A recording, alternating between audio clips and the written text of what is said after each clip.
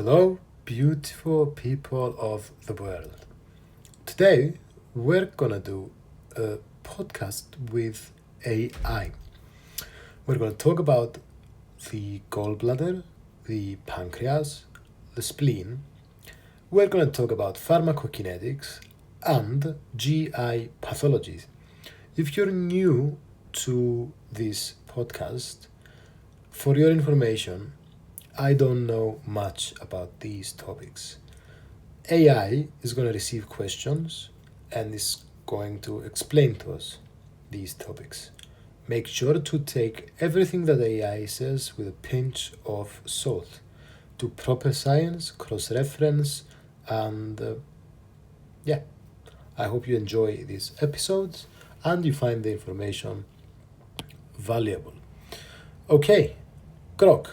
Let's start with today's topics. Let's start from the gallbladder, the pancreas, and the spleen. All right, let's dive into this. I'll keep things clear and concise, explaining the gallbladder, pancreas, and spleen in a way that's easy to follow, like we're chatting over coffee. Starting with the gallbladder, it's a small, pear-shaped organ tucked under your liver. Its main job is to store and concentrate bile, a digestive juice made by the liver. Bile helps break down fats in your small intestine. When you eat fatty foods, the gallbladder releases bile into the digestive tract. If things go wrong, like gallstones blocking the bile ducts, you might feel sharp pain in your upper right abdomen or get nausea. Next, the pancreas. It's a long, flat gland behind your stomach. It's a multitasker, handling both digestion and blood sugar control. For digestion, it pumps out enzymes that break down carbs, proteins, and fats in the small intestine. For blood sugar, it releases insulin and glucagon into your bloodstream to keep glucose levels steady. Issues here, like pancreatitis from inflammation or diabetes from insulin problems, can mess with digestion or energy regulation. Finally, the spleen. It's a fist-sized organ on your left side, under your ribs. Think of it as your immune system's filter. It cleans your blood by removing old or damaged red blood cells and fights infections by producing white blood cells. It also stores platelets and white cells for emergencies. If the spleen gets enlarged or injured, say from an infection or a hit to the abdomen, it can cause pain or trouble fighting bugs. Okay.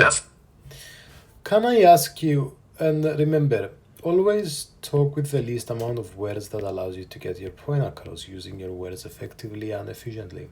Having said that, can I ask you about the biliary tree?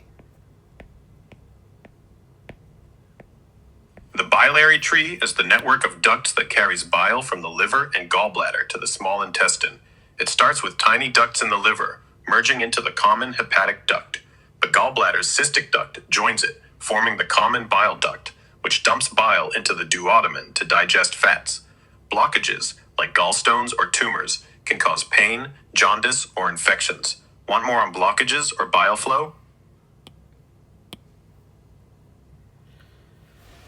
So the biliary tree has a common bile duct, cystic duct, or no? What about the hepatopancreatic ampulla, hepatic ducts, and common hepatic ducts? Explain to me all these. Let's unpack this. The biliary tree is like a plumbing system for bile. Hepatic ducts start in the liver, small ones merging into right and left hepatic ducts, which combine into the common hepatic duct. The gallbladder's cystic duct branches off, connecting to the common hepatic duct to form the common bile duct. This delivers bile to the small intestine. The hepatopancreatic ampulla, or ampulla of Vater, is where the common bile duct and pancreatic duct meet at the duodenum, controlled by a sphincter to regulate bile and enzyme flow. Blockages or inflammation here can cause jaundice or pancreatitis. Need specifics on any part?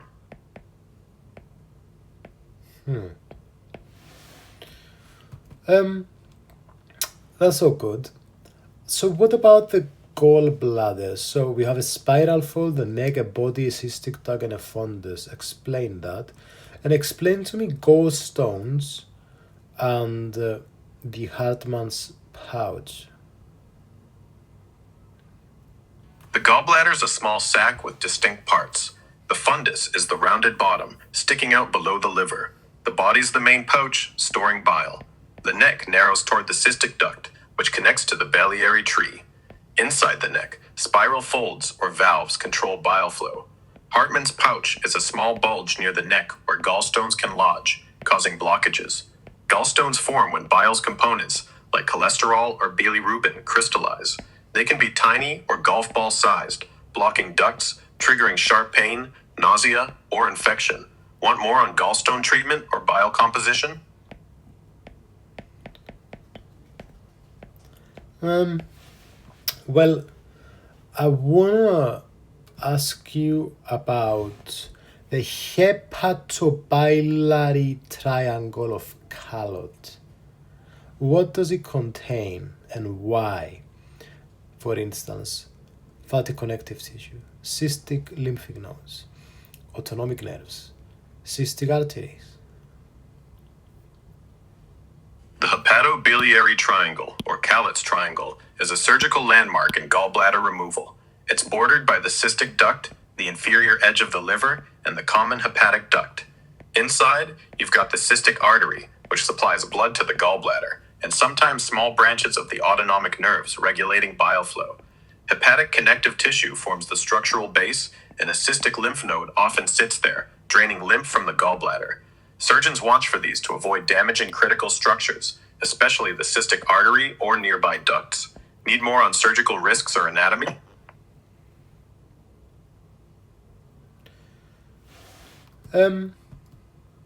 That's all good.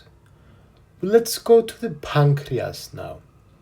So we've got again a head and neck, a body, and we have also a tail. And explain us where is the head and where is the tail? Is it north or south? And why? Talk to me about the onkinet process, the superior mesenteric artery and vein, and tell me, why is it retroperitoneal, a part of the tail? And tell me about this endocrine and exocrine function. Tell me about its location in the transpyloric plane. Yeah, that's about it. All right, let's break down the pancreas. It's a gland behind your stomach, stretching left to right. The head is the wide rightmost part, tucked into the C-shaped curve of the duodenum. The neck is a short, narrow bit connecting the head to the body, which is the long, central portion. The tail is the thin, leftmost end, reaching near the spleen. North or south? Think of it horizontally. Head's on your right, east. Tails on your left, west, lying across your mid-abdomen. The uncinate process is a hook-like extension off the head, curling behind the superior mesenteric artery and vein, which supply blood to the intestines. These vessels run vertically, sandwiching the uncinate, making surgery tricky. The pancreas is retroperitoneal, behind the peritoneal lining of the abdominal cavity, because it's fixed to the back wall, except for the tail, which floats a bit freer, touching the spleen. Exocrine function. The pancreas pumps digestive enzymes like amylase, lipase, and proteases into the duodenum via the pancreatic duct to break down carbs, fats, and proteins. Endocrine function. It releases hormones insulin and glucagon directly into the blood from islet cells to regulate blood sugar. Location-wise, the pancreas sits at the transpyloric plane, an imaginary line halfway between your sternum and belly button, roughly at the L1 vertebra level, crossing the pancreatic neck. This plane helps surgeons and radiologists pinpoint it. Want more on pancreatic diseases or specific hormones?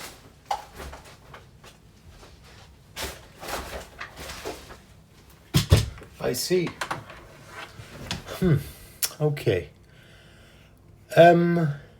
So tell me about the pancreatic duct. So tell me about the accessory duct of Santorini. Where did that name come from? Is it from Greece?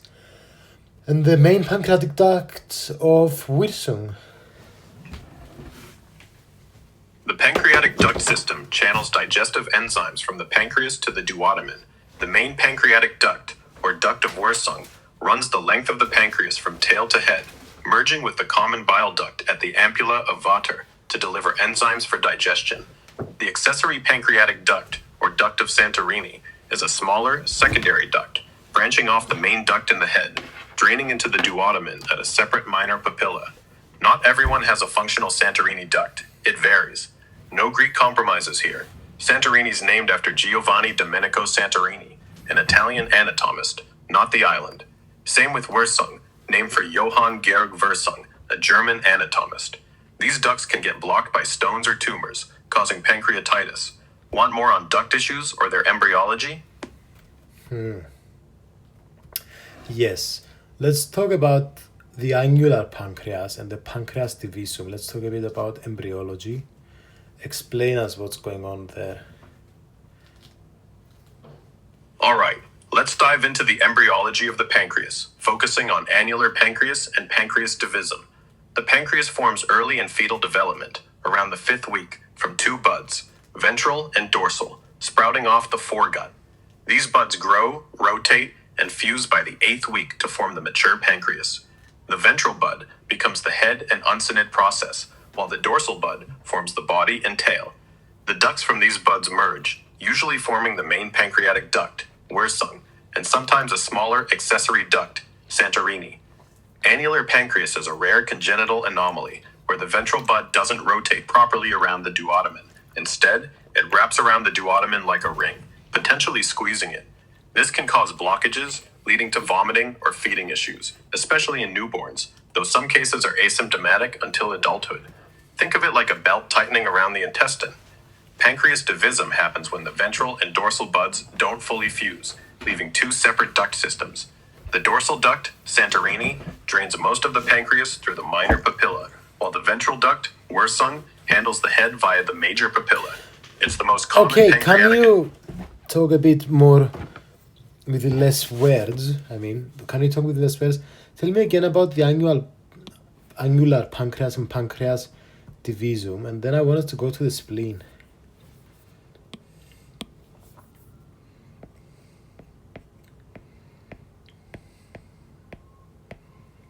Annular pancreas. Ventral bud wraps around duodenum, forming a ring. Can squeeze intestine, causing blockages, vomiting in newborns. Rare, from faulty rotation in embryo. Pancreas divisum. Ventral and dorsal buds don't fuse. 2 ducts. Santorini drains most. Wirsung the head. Common, may spark pancreatitis. Now, the spleen. Fist-sized, left upper abdomen, under ribs.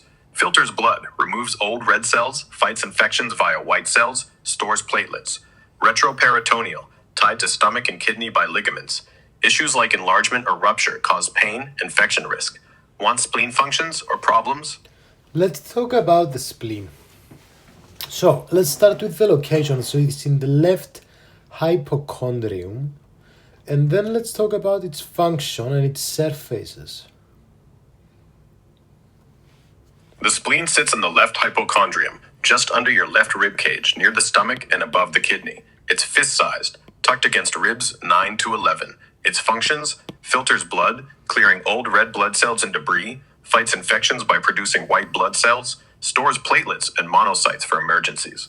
Surfaces-wise, it's got a diaphragmatic surface, smooth and curved, facing the diaphragm, and a visceral surface, bumpy, touching the stomach, kidney, and colon. These surfaces slide against neighbors, held by ligaments. Want more on spleen issues or blood filtering?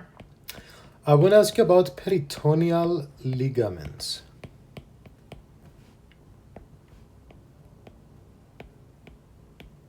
Peritoneal ligaments are folds of peritoneum thin tissue lining the abdominal cavity that anchor organs like the spleen to other structures.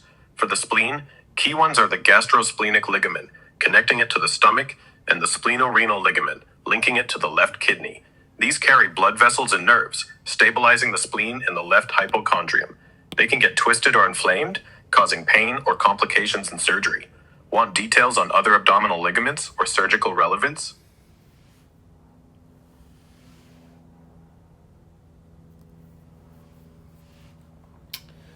Well, tell me about the gastrosplenic and the splenorenal ligament.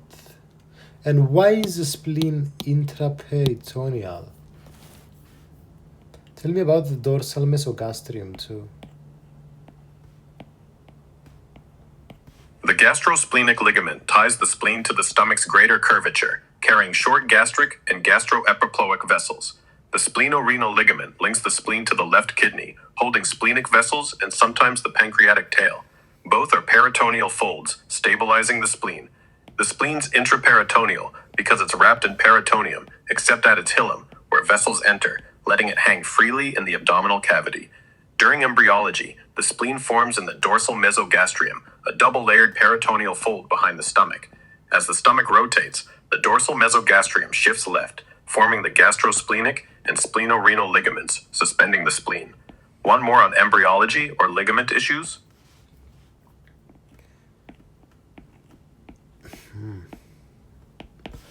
I see. Yeah, I want to learn about splenic rupture and splenomegaly. Splenic rupture is when the spleen tears, often from blunt trauma like a car accident or sports hit. Its thin capsule splits, spilling blood into the abdomen, causing sharp pain, shock, or low blood pressure. Emergency surgery, sometimes spleen removal, is needed. Splenomegaly is an enlarged spleen, triggered by infections like mono, blood disorders like leukemia, or liver issues like cirrhosis. It feels heavy, causes left-sided pain, and raises rupture risk. Both impair the spleen's blood filling and immune roles. Want more on diagnosis or treatment?